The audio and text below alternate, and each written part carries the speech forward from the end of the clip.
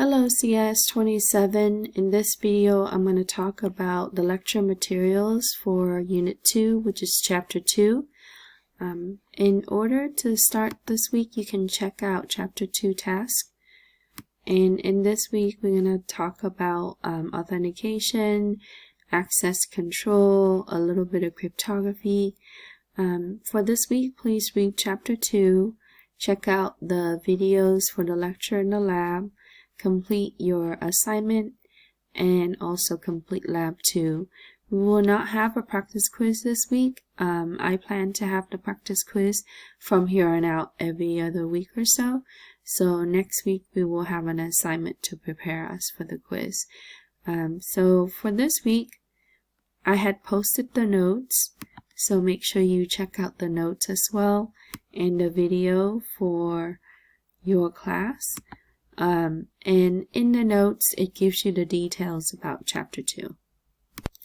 So as you check out the notes, it's best to look at the notes and also complete the assignment in parallel, so that way it's easy for you to follow through.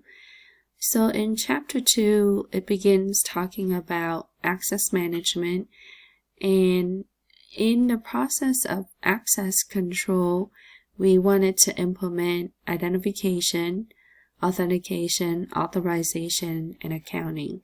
What we call these as AAA.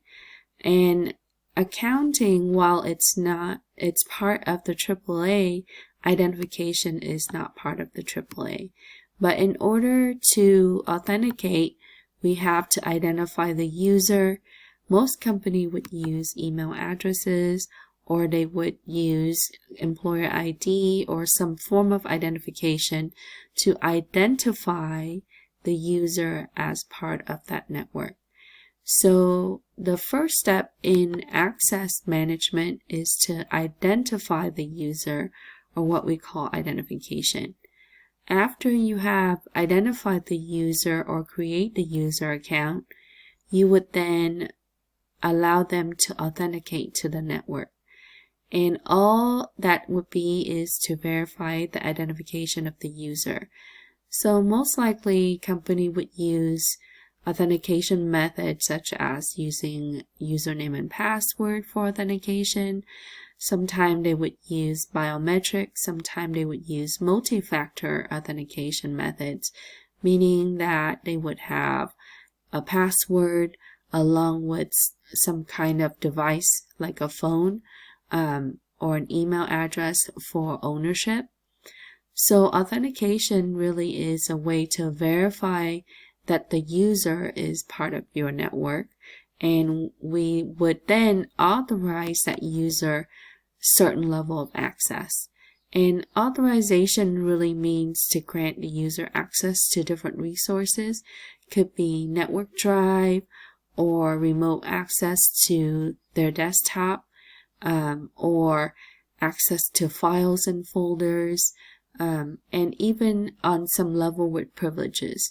So privileges really means it pertains to user rights action that it can do on a system, whereas granting permission pertain to object, container, folders, files on the network or on a system. So part of the AAA authorization is allowing us to control what the user can access. And the last part of the AAA is accounting. This allows us to track the user activity and record. And often we would refer to logs and system logs, and also files and permission logs. So we can track what the users are allowed to do that would pertain to what you have authorized them to do. So after we have implemented the AAA, we would then go through and audit our events based on what the user have access. So Audit Trail pertains to recreating the event and looking at potential incidents. So in the case where you had posted in your discussion about the breach, somebody had gone back and looked at the type of incident that occurred. But in most cases, we would regularly audit our systems and looking at events and potential incidents so that way we can minimize some of the risks that would relate to the user access, and our system resources. So effective access control requires strong authentication mechanism. And earlier I mentioned that there might be multi-factor. So you want to use multi-factor in authentication, which is the second A in the AAA. And so you would refer to something you have, and ownership would be a physical device or item. Sometimes that could be a smart card where they would be able to use RFID scanner to enter door, or sometimes that could be a credit card like what you would see for customer at a store. Sometimes that could be email address, smartphone, so they would receive text or message to activate or reset their account. So smart card is usually embedded with certificate, where that would hold a key to match the public key on the system. And when you implement certificate, you would need to have a system called certificate authority to distribute the certificate, and we can set the certificate to expire at a certain time. So for example, if you want that certificate to expire within 30 minutes or an hour, you can put the expiration time. Some certificate, for example, when you install an app on your phone, it actually releases a certificate, and most of those certificate doesn't have expiration date. So smart card sometimes would require, most of the time it would require a certificate. And in some cases, they would refer to this as a CAC, or a common access card. Military, government agency, they often use CAC for, different level of users. And those users would have to go through different level of clearance, background check. Now, we sometimes would see personal identity verification, or PIV, and this type of card is often used by federal agencies to identify, also to authenticate the user.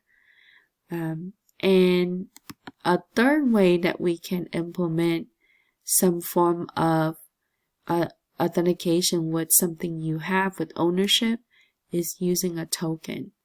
And token can also be embedded into a smart card, or sometimes you would see as a key fob using radio frequency ID scanner. Sometimes that would be included as a USB token where they would plug it into the system.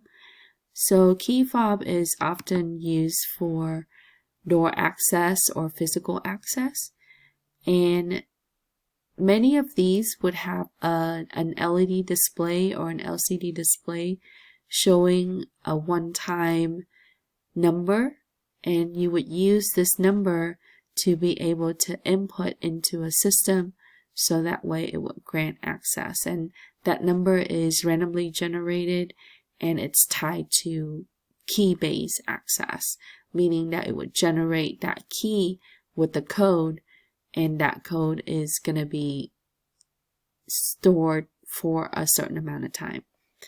So we can implement something like the one-time password using HMAC, and this is an open standard for using one-time passwords. So it randomly generates a password for the token, and it would be for 60 seconds or a few minutes, and that once that password is expired, it is no longer used. We can have a time-based one-time password where it would put timestamps. Like I mentioned, we can also have it for 30 seconds. We can have it for a single use. So often you would see these type of mechanism and technology being used for the token. The second factor that we can implement is something you know. This is very common to us. So for example, when you go to the ATM machine, you use your bank card and you would use some form of PIN, which is a password-based factor. And we can have password or PIN expire at a certain time. So you can put an expiration on these passwords or PIN number. You can train the user how to use complex passwords. So if you're using password or PIN, we got to make sure that we have a policy to enforce. Number one, history, not be able to reuse some of the former or previously used password. We can implement password age, in how long is each password used for. Could be 90 days or sometimes longer. Password length, how long would the password needs to be? At least 8 to 12 characters or even longer. How complex is the password? We wanted to make sure it's upper lowercase, numbers and symbols. So the requirement would be set in the password policy. And whether we wanted to store it with reverse encryption. Reversible encryption storage tends to be weak, or actually it tends to take up system resources. So most admin, they would not choose not to store it with the reversible encryption. All password in all the modern operating system is encrypted. And so if you store it, that might impose some vulnerability along with taking up resources. So sometime we would likely just implement history, age, length, and complexity. And we also use lockout policy. How many failed tries before the system locked them out? And you often see this with the web where it locks the user out for an hour to 24 hours. And all that is buying us time to go back and audit the incident and making sure that the right user is accessing the system, not a bot or an unauthorized user. We want to make sure that we change the default password, especially with our Wi-Fi router, with our system, with our network appliances, with all our systems. We want to make sure that we move away from the manufacturer release password and use a customized password, and making sure that it's complex, it's long enough, and we don't reuse password. So something you know pertains to password ID, something you need to remember, or it could be sometime company would tie in security questions as part of something you know, like something that would be unique to the individual. What high school did you graduate from? What country or location you were born in? So those type of question really pertains to the knowledge of the user. So that would be part of something you know. Another factor that you can use is, another method that you can use is to authenticate the user using biometrics. And fingerprint, facial recognition, palm print really pertain to the biological buildup of the individual. Gait is posture or movement. Gait often refer to the person walking behavior or acting behavior.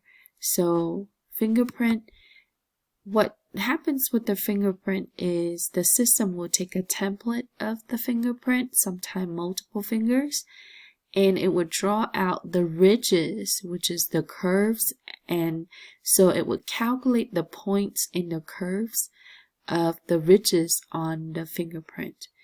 then it would store this mathematical values into the system. And when the fingerprint is scanned, it would refer back to the mathematical value on the ridges to be able to match up with the scan value compared to the stored value. And this is how it's able to determine whether that individual is the right individual or the authorized individual. Facial recognition pertains to the mathematical calculation of the height of the forehead, the wideness or the width of the face from cheek to cheek. It also look at chin, between the mouth and the chin, nose to the mouth. So these points would then be stored as a mathematical value. So when the person scanned their face, it would match the scan value to the stored value, similar to fingerprint. For palm print refer to the structure or the image of the actual palm. The lines inside the palm, the length, the height, the width of the palm.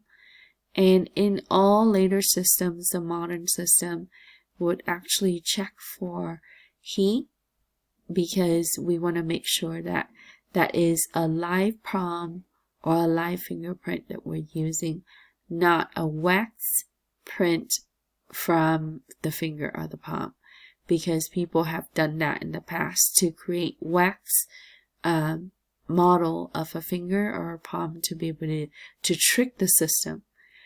Iris scan, it's looking at the actual iris structure, looking at from the center. It calculates from the center to the outer iris, and to be able to determine whether it's the right user or the authorized user. Retina scan, so these two are used for eye recognition. Now we often see more facial recognition and fingerprint in even our smartphone that would have that. And then gait is posture, movement, and you often see this with surveillance system with camera along with facial recognition, like what they would use at airport or border surveillance. So as we go through the notes, we should go back and answer the questions in our Unit 2. That will be, the first question asks you, what is the AAA in access management? And the AAA consists of authentication, authorization, and accounting. And these three elements are important in Security Plus. It's important in security practices. And it's also will be brought up in other form of certification, industry certifications for this field. So the AAA pertains to authentication, authorization, and accounting. For number 2, it asks you to identify and explain the authentication factors. And you can add more to this. I only summarize this as we go through the explanation from the notes. For something you know, that will be password or PIN number, locker combination, etc. Right? Safe combination, that will be something you know.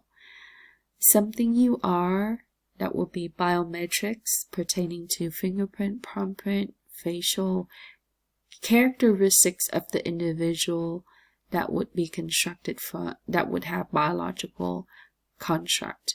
Gait, also pertaining to the way you walk, your action, your behavior, and then something you have, that would be email, smartphone, smart cards, USB token or access token. Something you do, action that would pertain to the individual, swipe on screen, things like that you would see in everyday's life. When you're using your smartphone, you would swipe on the screen. and somewhere you are that could pertain to location GPS. This would be related more to remote users, users that are outside of your area, or even wireless users. Sometime when they're connecting to specific wireless network, and that would identify them, or GPS would pertain to satellite coordinates on the GPS. So a lot of the times we would refer to somewhere you are as for your remote user.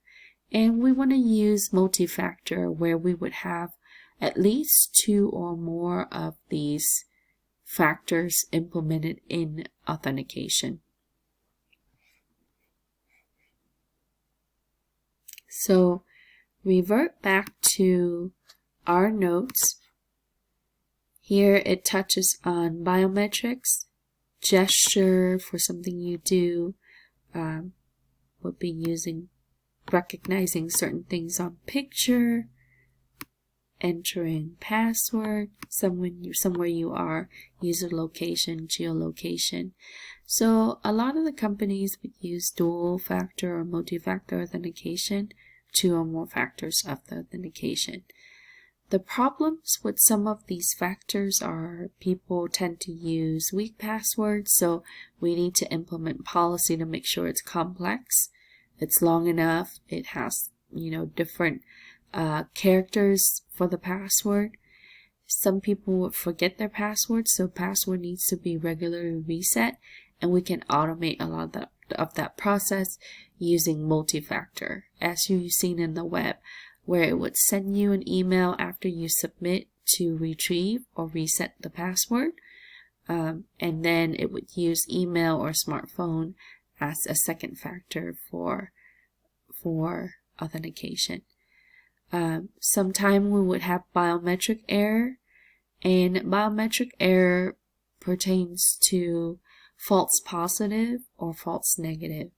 When you have false positive, where it would recognize the fingerprint as the wrong fingerprint, or false negative, where it's not able to recognize the right fingerprint. So biometric can also generate issues. However, we need to take a look at how accuracy is the biometric system, what is the false positive and the false negative level. And in the authentication services, we would have Kerberos for Windows, and this is used with the Windows Active Directory for the domains. It allows the user to authenticate to the network. And for Unix or Linux environment, we would see Realms being used. It's slightly different, but with Kerberos, what it does is it does mutual authentication to prevent man-in-the-middle attack, where somebody can capture that information and impersonate, and it would elevate the attack to impersonation. But for Kerberos, it uses a ticket system. So to set this up, you first have to have a role in your server called Active Directory, where you would create the user and their group membership. You would tie the configuration with the policy to that user account. Then to implement it properly, you would have a role called Key Distribution Center role. This particular role on the server is to release key, and that key is to grant ticket. Think of it like how you would go to an amusement park and you would show your ID in order to receive the ticket or a band to go inside the amusement park. And the ticket booth is really a key distribution center for the amusement park. So to set this up, we have to have this role, and this role is going to release the key so it generates a ticket for that user. And that ticket can pertain to what kind of level that they can have access to, how long do they have access to this particular system or multiple systems.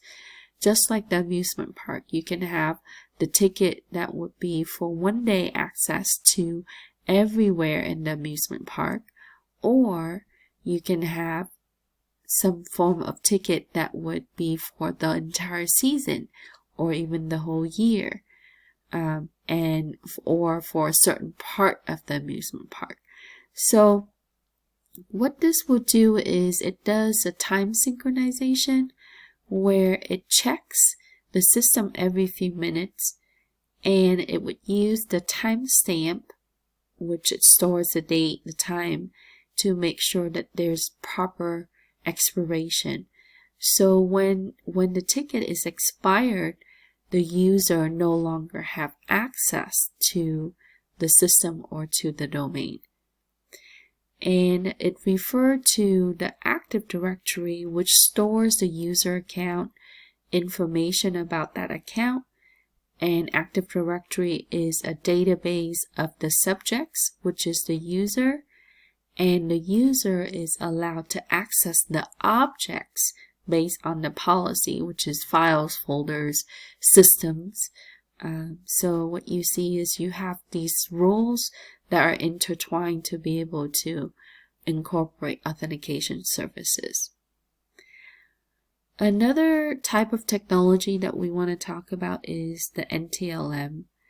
And this also is pertaining to Windows environment.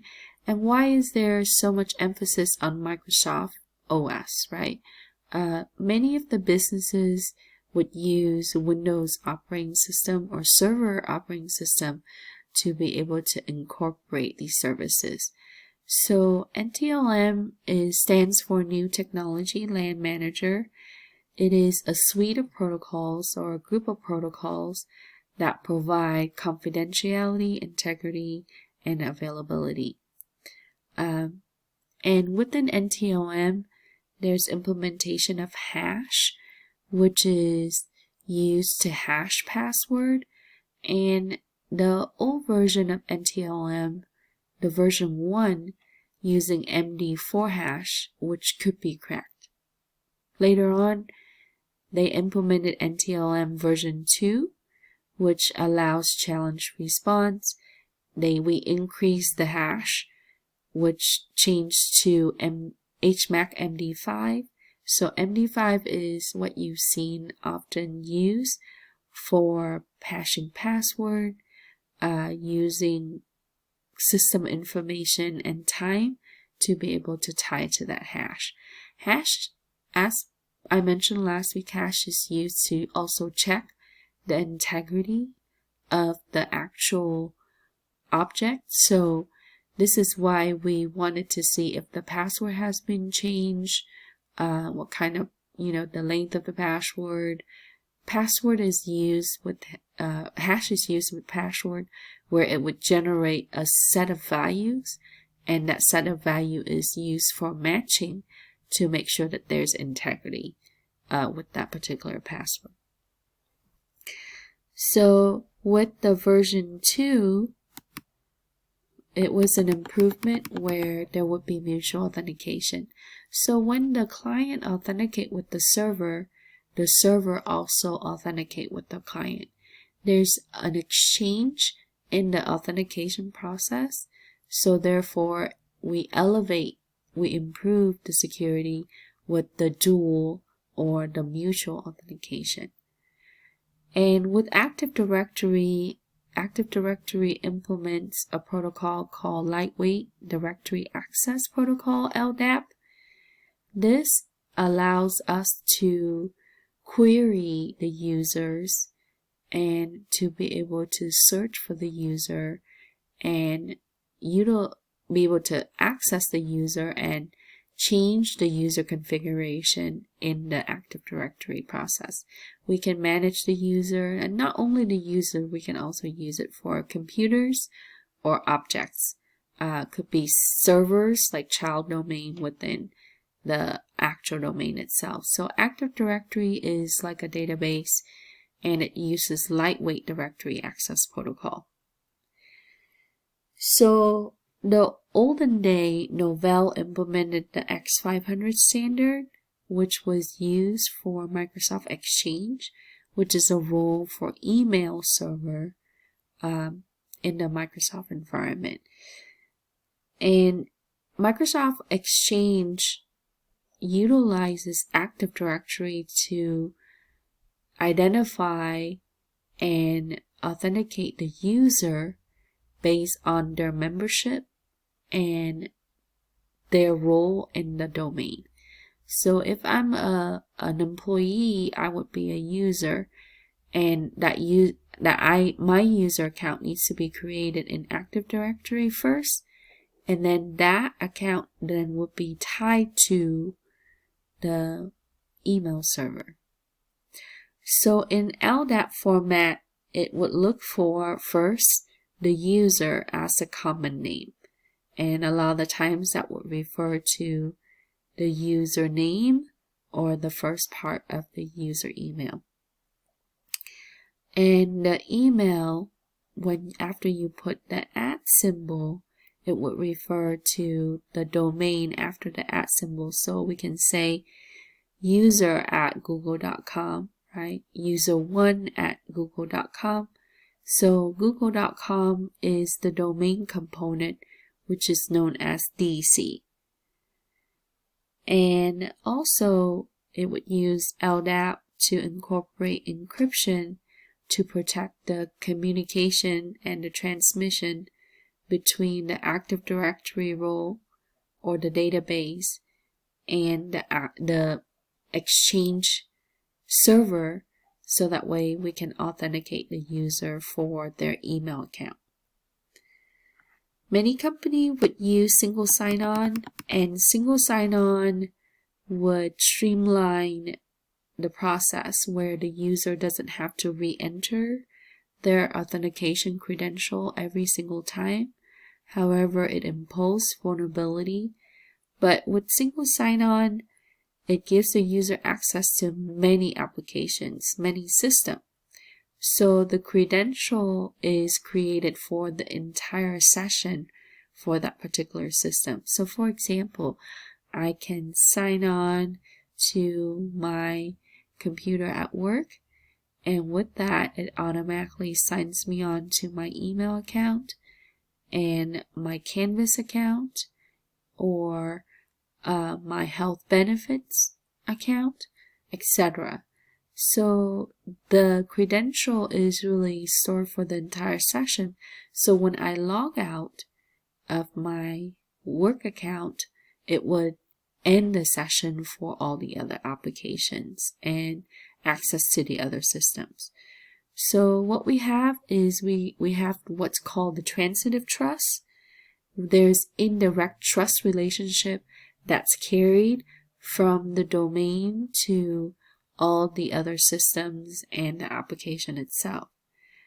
And so the domains use Transitive Trust to be able to incorporate the session for access in all systems and all applications. So in the next few questions of your assignment, for number 3, it asks you, what is the purpose of password policy? How do you access password history in Windows operating system? So password policy is a way that we can control how the user create, input password into the system, such as password history, password length, complexity, and expiration. And in the lab this week, you will be able to create a user account on the local system and also on the server. So you would use Practice Lab, which is the Cloud Lab environment, in order to do that. Now, with the local system, you can simply go through the account manager, or what you would see in Windows environment, you can go through the computer management console and user accounts. So in Windows 10, if you have the home version, you can go through Control Panel and you can search for Control Panel. And in Control Panel, you would find the user accounts. You can simply click Change the Account Type, be able to add the user account, and configure the user account.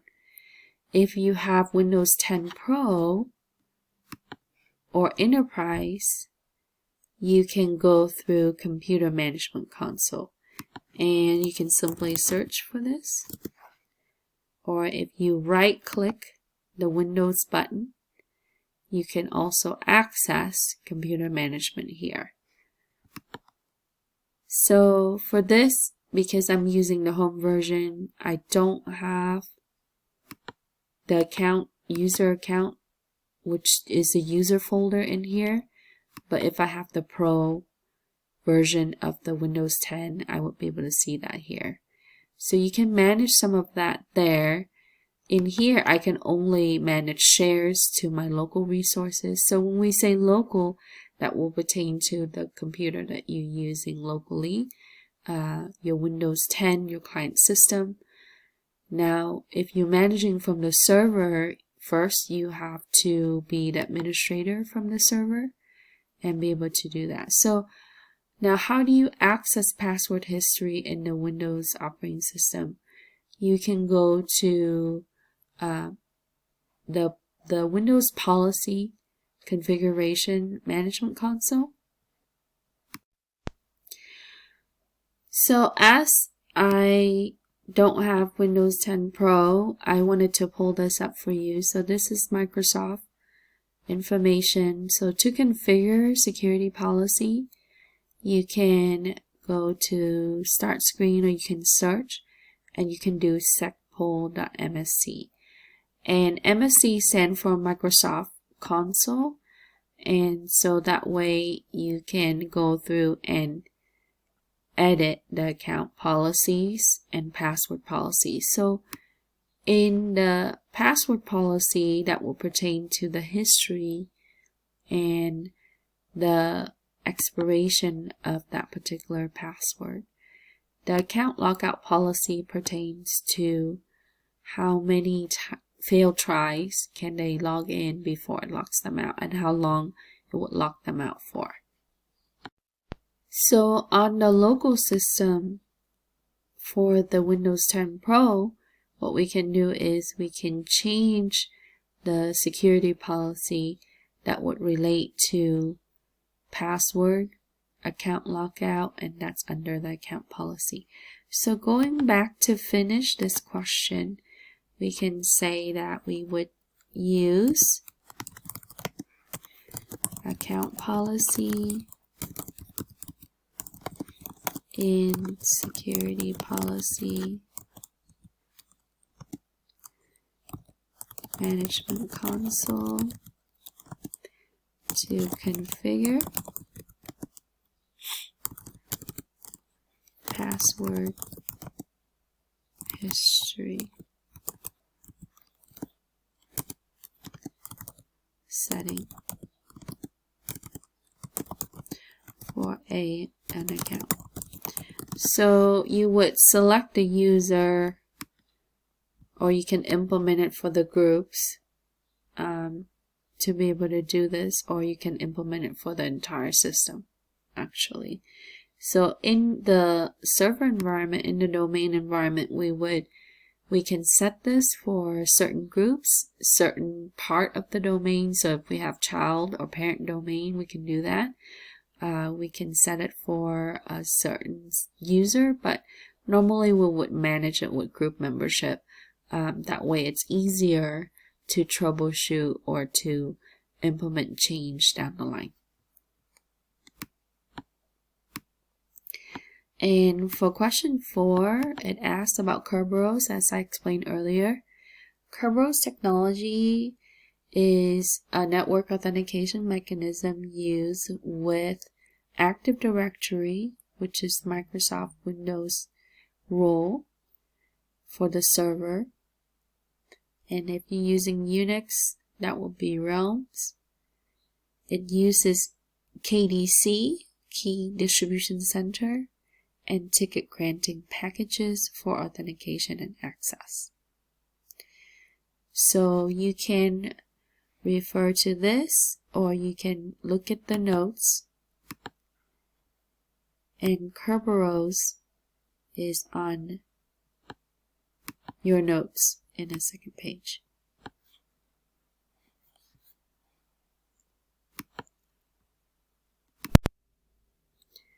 In the notes, it also mentioned that we wanted to make sure that the user have the proper privilege and to be able to perform their jobs.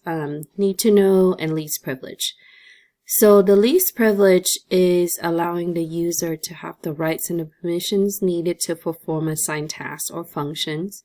This allows us to reduce the risk in network access and domains from unauthorized user or authorized users beyond the scope of the authorized users. And what we want to do is we wanted to look at what kind of permissions they have with files, with shared resources, etc. So starting with the folder, for example, if I'm looking at this particular folder, what I can do is I can right click, go to properties, and when you're using Windows systems that are formatted with NTFS, new files system, new technology file systems, you would have two tabs for resource access management. The first one is security tab, and this security tab allows us to add the proper users to that particular folder. The sharing tab allows us to give share permissions to users or group. And you can use advanced sharing to be able to share the folder and then add the proper permission. Now, share permissions has less options compared to the NTFS permissions. So in Windows environment, there are two types of permissions, the shared permissions and NTFS permissions. The shared permissions encompasses full control, change, and read. Change means you can edit and save it over. Full control means you have both change and read. And most of the time, we would need to have read in order to change. Now for the NTFS permissions, that will be under the security tab. We can go ahead and click edit. We can add a certain type of user. But if you're looking at the default user as the admin, as I'm logged on to admin here, I would have some form of full control because I am able to manage the resources, the files and folder and the objects as an admin. But if you add a particular user that is in the user group, it will give you some default options as in read, list folder content, etc. So what we can do is we can take a look at the permissions and give them the right permissions based on need to know. So we can have them view content only, that means read. Write is to save or create new files. List folder contents, meaning it's going to show all the subfolders. And read and execute, if they had downloaded an executable, they can launch it. So sometimes this might not be needed. And also modify is to edit. Now the difference between modify and to write is that when you write, you're able to create new files. When you modify, you're able to only edit the content. Now if you give them full control, they're able to do everything. And then there's additional special permission where we can give the user to be able to audit that particular folder, we can give them additional special permissions based on NTFS permissions group. So what we can do is we can control the resources using the NTFS permissions or the shared permissions. So this way, what we can do is we can make sure that the user is only able to access for the knowledge of the particular task or function.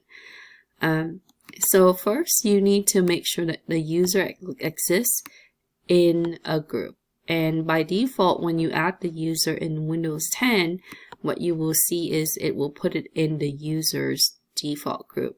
You can create a custom group, for example, like finance, sales, human resource or HR, or even technician, and be able to add them into that group and then be able to control group permissions overall. But if you're managing from the user, what you will do is first you have to create the user, add them into the proper group. And in the local system, we can do this through the computer management console if we have Windows 10 Pro. And on the server level, you would do that in Active Directory. Then we would use the property sheet of the object. You simply right-click the folder or the file. So we wanted to put the files inside the folder and manage the folder, so all the files would inherit the permissions from the folder. So we would right-click the folder, choose properties as I showed you before, like this. And then we can choose Security tab for the NTFS permission or Sharing tab for the share permission. And so to select the Security tab, we can edit the group permission. If you're using the user, then you can edit that particular user based on the role. So you would need to add the user and select the permissions that you want to grant the user. And so for many different certifications, including Security Plus, they want to make sure you know how to manage permissions for files and folder, especially in Windows environment. So make sure we practice this and know how to do this. So for 7, we can put down the steps on how to do this, and you will experience this doing your lab this week.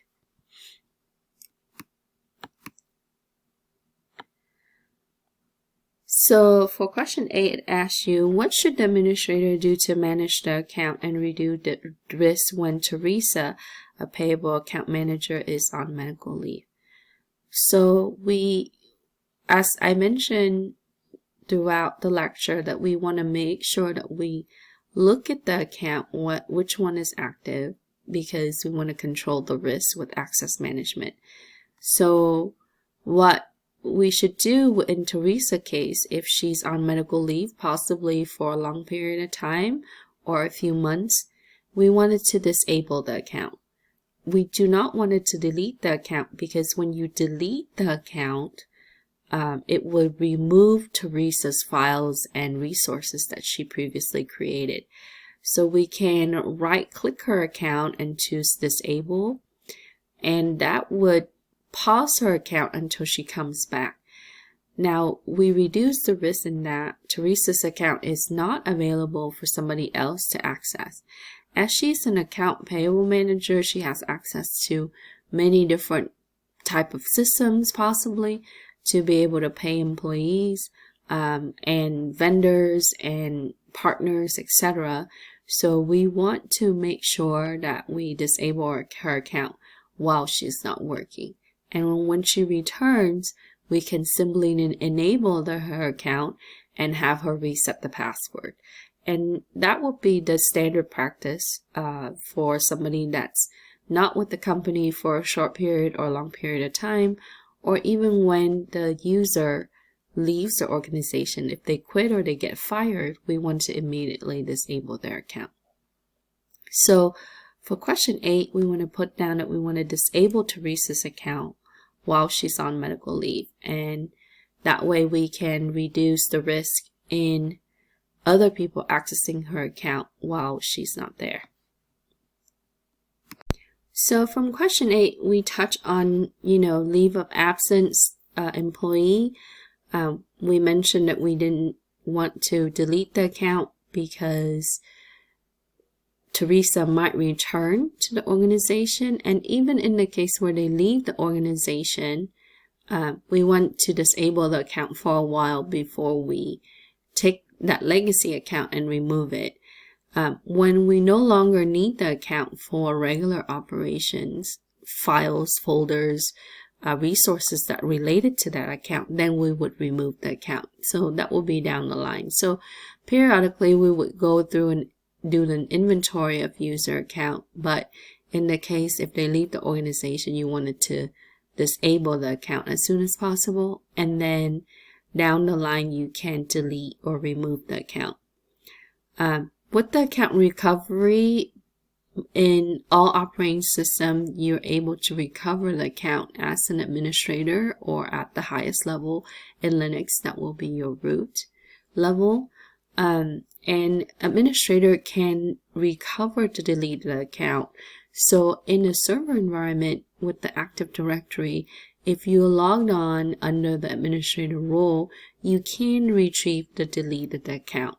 And Windows does tell you that, are you sure you wanted to delete the account? That will remove the files and the resources. So in some cases, especially when we deal with encryption, when we have to recover keys for a specific account, possibly that they encrypt files before they left, we want to recover the account to be able to retrieve the encryption keys and access. But administrator also have access to keys as well. We can also restrict access for time of the day, so operation time privileges. So if you have operation, let's say 8 to 5, you can set up privileges where the user can have user rights, and that would pertain to system rights to access specific system in that umbrella of time. For example, log into your network. They can also access internet or Wi-Fi. So we can look at the amount of time that they need in order to do that. And then outside of that time, those accounts are inaccessible. Now, the challenge in that is that when you have people working overtime or, in the case where if there's emergency, so in that case, we will make exception and adjust the account accordingly. But if the nice thing about this is you actually reduce the risk in unauthorized user accessing these accounts outside of the time of operation, where we might not be there to govern and manage these accounts. So we can also restrict access based on computer, and we can do this at home on our wireless router. You can add in MAC addresses, which is the physical address that's ingrained onto the Wi-Fi adapter or the Ethernet adapter to allow certain systems like your laptop, your smartphones, etc. We can also use location with IP addresses, and this is what you normally see in the wireless environment, is that they would utilize addresses to be able to control location-based policy. We can block, so we can set up a list to block specific traffic that's outside of these addresses, but it's better to what we call a whitelist. Is in our access control list, we would add the system that is allowable, and then everything else it would block. So you often see this with security systems or with network appliances that has ACL or access control list capability. So we can restrict access using addresses like the physical address or the media access controller address. That would be the MAC, or even the IP addresses. And on the wireless side, in the server environment, we can control zones. So we can have multiple wireless access point, and we can control different zone. And this is what you would see when you're a visitor as a guest, or that will be different than an employee accessing wireless, because they might be connecting to a different access point and so forth.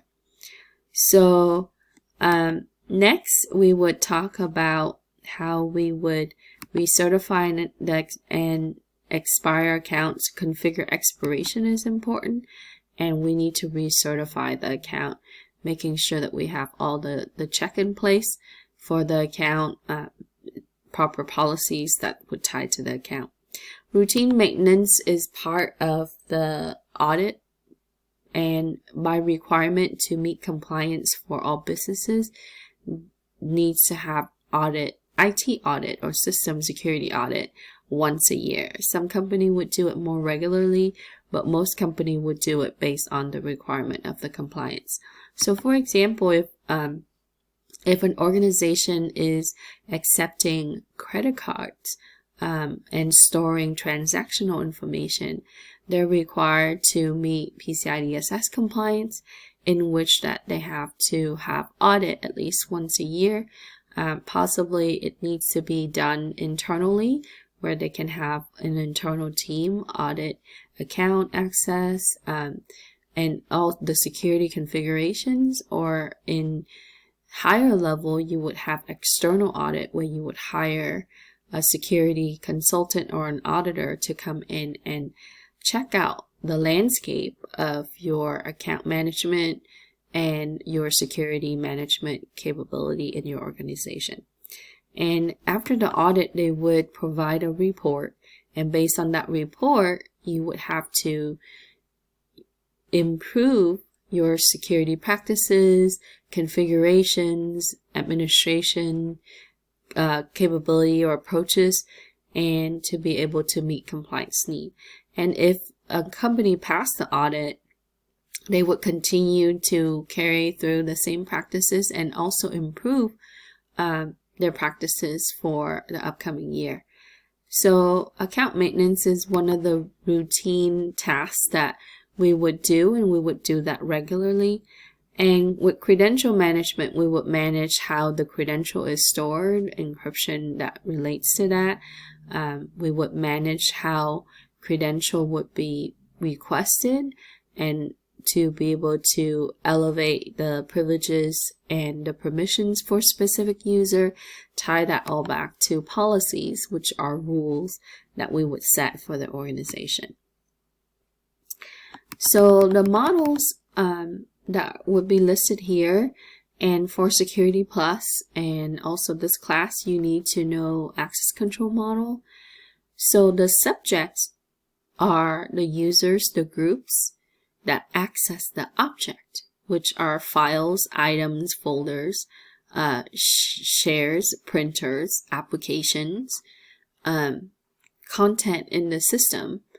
And subject can also be computers and servers, in the case where we do have some automated system that would be granted access to other systems. So you do see some system falling under subjects, where objects would be the actual things that are being accessed, files, folders, shares, printers, etc. Now with the role-based access control, what we call is rollback, and this is very common in most workplaces, most organizations. They would tie the access control to the function of the user for the job. And what they would do is we would create a list of tasks for that user. So for example, going back to the earlier example, we have Teresa. She's the manager for account payable. We would start listing the type of tasks and the system access for that particular task. Which system does she need? What kind of application does she need for the list of tasks that she's required to function for her job? And normally that will be hierarchy based. So you would have different level of employees, from top management to mid management to low management, and then down to some of the lower level user, we would group them possibly based on that, or we can group them based on tasks. Many companies would prefer to use different groups in a department. We would have a manager group. We might have, representative groups, etc. So you would have different structure within that particular role-based access control model. And we wanted to focus on managing group membership and the privileges that ties to that particular group instead of the individual user, because you could have thousands and thousands of users, which, could be very difficult to manage in a large scale. So if you group them and you can manage the group, that will be better. So going back to the questions, it asks you for number 9, who can discover, disable, and delete the account. The role for this would be the administrators. The highest level of users is the administrators, or in Linux, that would be the root. This group, the user belong to this group, can recover, disable the deleted account. Now, in some case, some company would assign a specific group of people or individual to do this, and you can simply customize the user or the group for that. Now, in the next question, the questions ask you example for access control model, rollback, DAC, MAC, and ABAC. So I have touched on role-based access control, which is access that would be based on jobs or function. With the rule-based access control, you often see this based on policy or rule settings. And you see this from a firewall where it would block or allow traffic based on a certain rules. So firewall rules would be a common example for rule-based access control. We can set up the rules, and the rules for allowable resources or traffic or whichever we need for our domain, and that will be rule-based. Next, that will be discretionary access control, DAC, where the owner implements access control. So if I own the object, I created the folder, I have full control and I have the discretion to allow or disallow others from accessing the object. And in Windows environment, you would see that this is also being implemented for our permission granting. In folders, in files, so discretionary access control, DAC, is when the owner makes the decision on who has access and what level of access that individual would use. Now, you can expand a little bit further and look at some of the roles, but like I mentioned, Security Plus, and for our class, we want to make sure that we understand them. The one that I didn't list in the answer is the mandatory access control. And this is what you see with government or federal agency, or in some company, they would have different tier, in that they would classify the type of data that they are using and for these levels. So they would use label to assign access, such as top secret, secret, private, public, and then they would add the user based on the access tier. And so that way they would be able to map out the access. And a lot of this pertains to the data that the user is utilizing for different things. So for example, public is the general public for many people.